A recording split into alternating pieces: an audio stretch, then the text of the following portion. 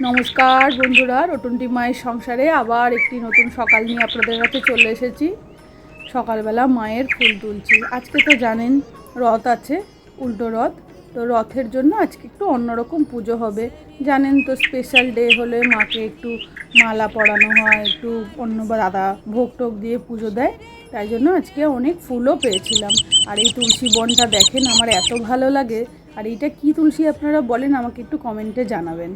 সকালবেলা অরূপ তো চলে এসেছে, এসে ওর নারায়ণ দিচ্ছে।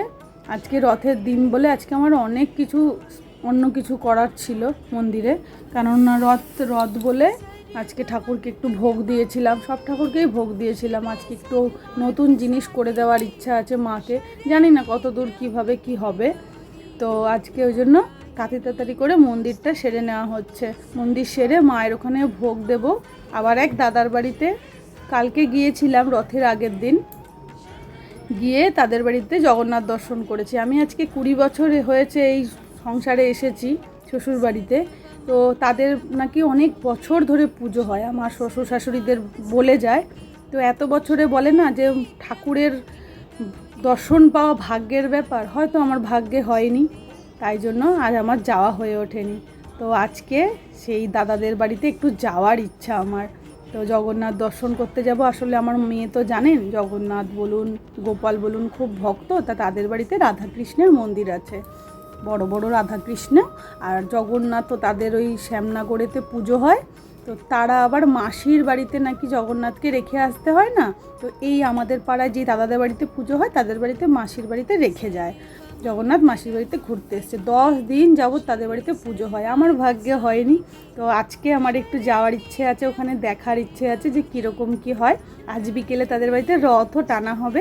এই নতুন গ্রাম থেকে টানা শ্যামনগর পর্যন্ত রথ টেনে নিয়ে যাওয়া হবে। তো আমার একটু ইচ্ছা আছে, তাড়াতাড়ি করে জন্য পুজো দিয়ে নিচ্ছি, কারণ আমার ঘরেরও তো রথ আছে। জগন্নাথকে একটু ভোগ দেওয়ার ইচ্ছা, ভোগ টোগ দিয়ে নিয়ে সেখানে একটু প্রসাদ খেতে যাব। খেয়ে রথ টেনে তারপরে গিয়ে সন্ধ্যা আরতি আপনারা তো জানেন। আর দাদা আজকে রথ বলে অনেক মালা এনেছিল। মায়ের গলায় একটি আকন্দের মালা দিয়েছে, আর এই ছোট ছোট যে আকন্দের মালা ওই বৌদি গেঁথে দিয়ে যায়, আপনাদের তো বলেছি। আর অরূপ আজকে ওই ফুলের মালা, জবা ফুলের মালা, তারপরে রজনীগন্ধার মালা, এগুলো সব পরিয়ে দিয়েছিল, দাদা আজকে এনেছিল।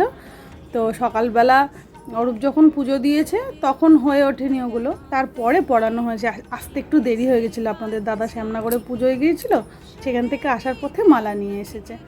তারপরে আজকে যে বললাম আজকে রথ বলে একটু খিচুড়ি দেব, তাই খিচুড়ি 5 রকম ভাজা, একটু পাঁপড় ভাজা দিয়ে ঠাকুরকে গুছিয়ে দিয়েছিলাম। জগন্নাথের কাছেও দিয়েছি, আর আমার যেরকম নারায়ণের কাছে যায়, গোপালের কাছে যায়, আর মায়ের কাছে যায়, সুন্দর করে গুছিয়ে আজকে 12:30টার মধ্যে আমি সব গুছিয়ে তারপরে ওই দাদার বাড়িতে বেরিয়েছিলাম। দেখুন কি সুন্দর করে গুছিয়েছি। আজকে না মায়ের কাছে একটু আমের পায়েস করে দিয়েছিলাম, আমি কোনোদিনও করিনি, আজকে প্রথম ঠাকুরকে দেওয়ার ইচ্ছে হয়েছিল আমার। দেখুন কি সুন্দর করে গুছিয়ে দিয়েছি। আর আমাদের পাশের বাড়িতে এক বোন আছে, ওই বোন বলেছিল মার কাছে একটু দুধ দিয়ে যাবে, দুধ জাল দিয়ে ঠাকুরকে দিতে, তার ইচ্ছে হয়েছে বোধহয়, তাই দিয়েছি। এই যে আমি এসেছি তাদের বাড়িতে, দেখুন ওই দাদার বাড়িতে কি যে ভালো লেগেছে আমার গিয়ে। আর এই হচ্ছে তাদের প্রসাদ, কি নাকি পান্তা ভাত ঠাকুরকে দেয়। আমার মেয়ে তো কি খুশি, পান্তা ভাত, বরবটি আলু ভাজা, কাঁঠাল দানা ভাজা। এই যে দাদা প্রসাদ দিচ্ছে, এনার বাড়িতেই আজকে আমরা গিয়েছিলাম। এত ভালো লেগেছে, কত লোক প্রসাদ গ্রহণ করছে। আমার মেয়েও গিয়েছিল, এই যে আমার মেয়ে ওই জন্য খাচ্ছে, তাই আমি একটুখানি ক্যামেরা বন্দি করে আপনাদের দেখালাম। আমার আজকে এত ভালো লেগেছে। এই যে রথ সাজিয়েছে তাদের, কি বড় রথটা, আমি না এই প্রথম এত বড় রথ টানলাম।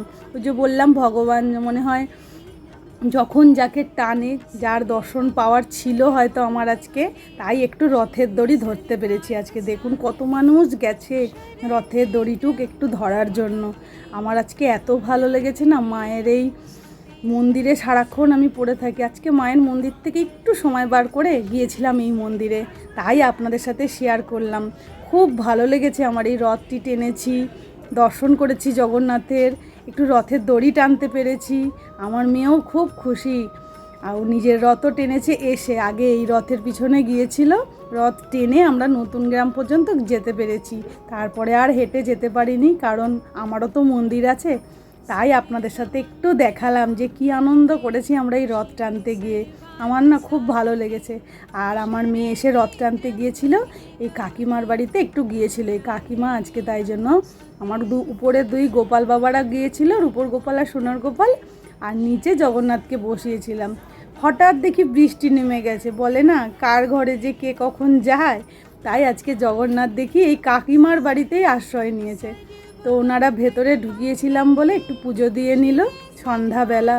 আর আমার সন্ধ্যাবেলার গোছানোও হয়ে গেছে। তাড়াতাড়ি করে এসে সন্ধ্যাবেলা ঠাকুরের কাছে একটু লাড্ডু দিয়ে সুন্দর করে গুছিয়ে আজকে ঠাকুরকে পুজো দিয়েছি। আরতি আমাদের শুরু হয়ে গেছে, দেখুন সব গোছানো কমপ্লিট। আমার গোপাল বাবাও চলে এসেছে কাসর বাজাতে, আর তথাগত আজকে ঘন্টা বাজাচ্ছে, আর আমার ছেলে ঢাক বাজাচ্ছে। একটু পরেই আবার চেঞ্জ হয়ে যাবে, চিন্তা নেই। ওরা এরকমই করে, কার যে কখন কি ভালো লাগে। আর আমার শাশুড়ি ঘন্টার টোক বাজিয়ে দিচ্ছে। আজকে আপনাদের দাদা বসেনি, আরতি করতে অরূপ বসেছে। অরূপ বলছে কাকি আজকে আমি একটু আরতি করবো, করো। তাই ও আজকে আরতি করতে বসেছে। ও মাঝে মাঝেই করে, তা ওর মনে হয়েছে আজকের দিনে করবে। এখন আপনারা আমার সাথে একটু আরতিটা দর্শন উপভোগ করুন।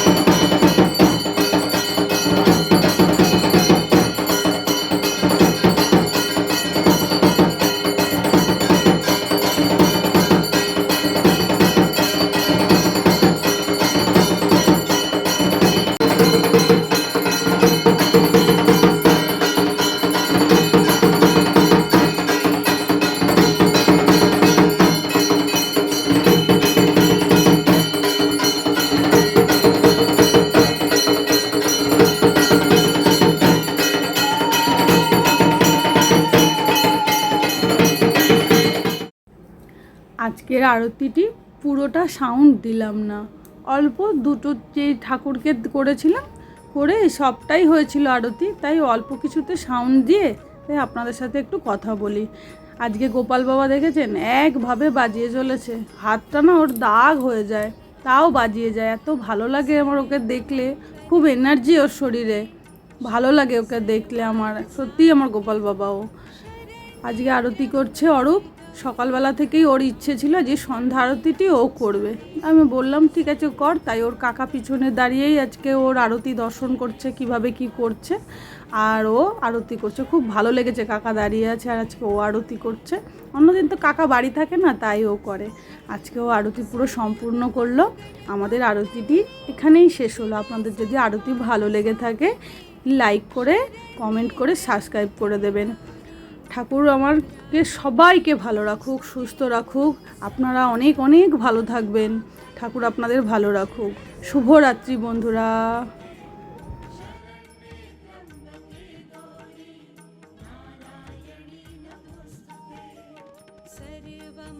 सर्वमङ्गलमाङ्गल्ये